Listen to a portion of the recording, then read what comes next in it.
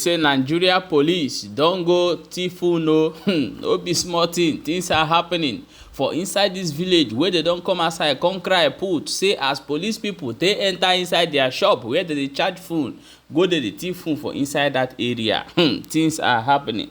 Police wey suppose go catch thief na dem come the thief phone. Nigeria cannot stop funny me o. However, as that one dey happen, they don't catch onion kpuru mmiri. He say na Andy o. He say na Ifeanyi Ubah. Now they sell now they give them the kpuru mmiri wey they go they sell. Things are happening. We'll bring the video, come show you. As they read though, they say having protests to break out for inside north too. My people, things are really happening. As that one they happen, they say custom say they want sponsor children we want become a basketball players. I beg. More na give the children food make them chop before they become basketball players. My people, let's go and look into this news one after the other. Stay tuned, it's still there for Balabas Gist as they hot. Okay, my wonderful people, now I'm going to bring this video for you to watch how the police take enter inside this shop, carry people phone, come out, and how the people take the verse put for the matter. Watch the full video. The police area commander Utuocha area command Otuocha Batalebem ndị mmadụ na charge phone Batalebem ndị mmadụ na charge phone wee weli phone ndị mmadụ wee jee n'ime ebe shop ebe a na charge the phone phone mmadụ igolo ọfụ ka ndị polisi batara ebe a wee welu ebe a na charge ebe etinyere n'ọkụ na the receipt some of the tear gas very little labor my bullet mamba agbara ka gbagbo ndị mmadụ ọkwa ndị abata na shop ahụ wee zuo phone ndị mmadụ because ori ka ndị polisi bịara zuo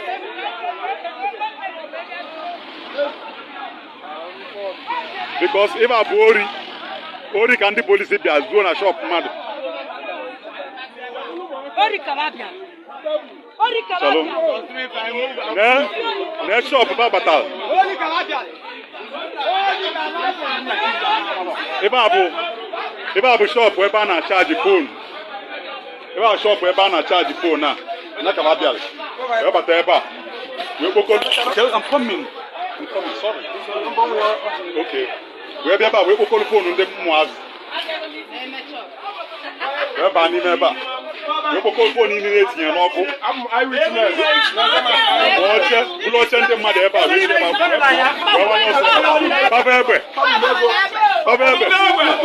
wee ego ndị mmadụ wee si ebe a wee wala ọsọ na mmụdị na mmụeri ka ndị polisi bịara wee tọkara onye gbagbuo ndị mmadụ ebe a onye buchi na ndị otu ya na grup ya bịa na mmụdị na mmụeri okolu fonu ụmụazị nana ndị mmadụ ego baba egbe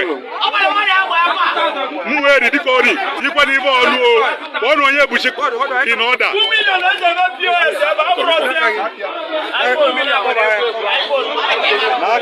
n'aka nwanne anyị nwoke ndị polisi melia onye nke a zụrụ ọkada go na mechin ekwe ya mere onye nke a n'aka onye nke a.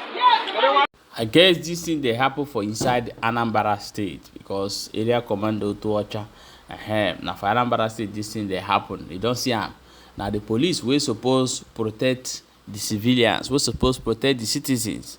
Now then now go they carry phone. This thing a serious thing, no, where they supposed to look put inside. Okay, my people, let us go and look this Ogbonge news. The important many man where they catch. The important many man come they talk say na Ifeanyi Ubah. Now I encourage him, even give him the minimum go they sell. This thing, you know, funny. You just watch the video. So, Ifeanyi Ubah go again, you level the whole web. Colombia was your Anambra State. Yes. Yes, so Ifeanyi Ubah even now, Joe, Ifeanyi Ubah, Mama, can all on the island. Yes. Yes. You all know that be an area. 100 million%. No, go again, you level the whole. Yes, Yes, you know. Yes. You level whole. Yes. So, go on the long on the idea about. Yes. Okay. It's not my game again. All the Joseph vacation. All you get yourself by catch. Yes. That Igbo or Ebropoto wako Ebaliaba. Because I have put this here now. Even now, where they were, we go up on a Benedict. You have the accountant Benedict. Makokuma, so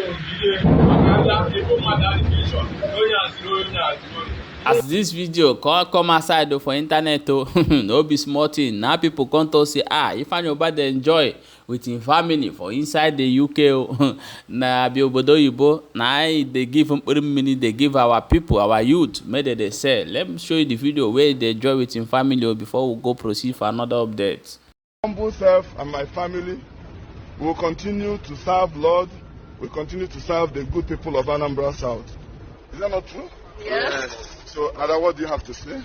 Thank you so much for the support for my father. We'll wait and see the transformation that's about to come.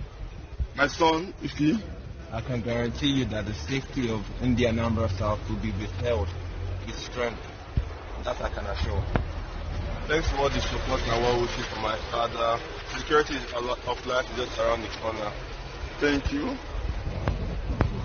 We thank you for all the support you have given to me and my father, and we can assure you that change will happen, great change will happen. Yeah, and my boy, the prince. See how beautiful that place is. The worst part of it is all these politicians, their children are not in Nigeria.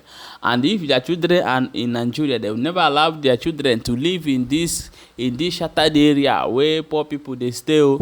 Now where rich people they stay, now their children they stay. And you now will be poor people. Now you they busy, they defend them. When they do evil, yes, he be best man. Now he go rule you, now he go do this, now he go do that. My wonderful people, no be small thing. And I saw a view, and I will say more bring and come show now. My people, let's go and look the moment where the custom people say they want empower children, we want become basketball players. And now according they ask, now the children where don't chop food, now the children where they block all the whole borders, where food no enter. Which strength they want you to go play the ball? I bet let me show you the video before we come back and continue. Adeni emphasized that the move is to bring back the lost glory of basketball in the host community of Zone D Custom Bauchi, to groom them and give them platform to showcase the talent in them. And as part of our corporate social responsibility, we will be starting an outreach program to discover young basketballers right from when they are in primary and secondary school. So we will be running programs here, workshop to discover these talents, to groom them, and give them a platform to exercise and express the talent, the God-given talents they have. Speaking on behalf of the host community, Tanko Duse appreciated the custom for the privileges rendered to the communities security-wise and called on the custom to do more. We are appealing that these social responsibilities we have been enjoying, we should enjoy more. We could remember the last children of this community that were directly employed into custom services was when there was training school in this facility. The Comptroller General had led the dignitaries to the groundbreaking of 30-bed ultra-modern reference hospital, which, according to him, is going to serve both the personnel and the host community with expectations to be completed in no distance time. Damina Yusuf, AIT News, Bauchi.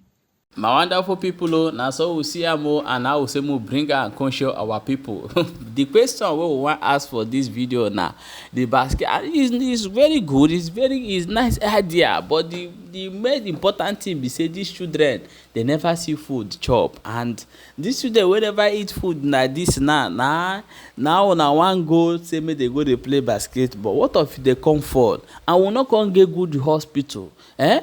If they come for now, we're not going to get medical facilities where we feel go, quickly treat them. I beg go custom. Wanna look inside this matter. Nigeria is suffering. Low light, no food. Wanna open the road though, make food they enter inside Nigeria so that the suffer go reduce. At least we go thank una for that one. What una want do, but for this one, these children go for feed though. However, na so we see am now. We say more bring am come show una beg. Don't forget to drop your own opinion for inside comment section and share the video as e dey hot.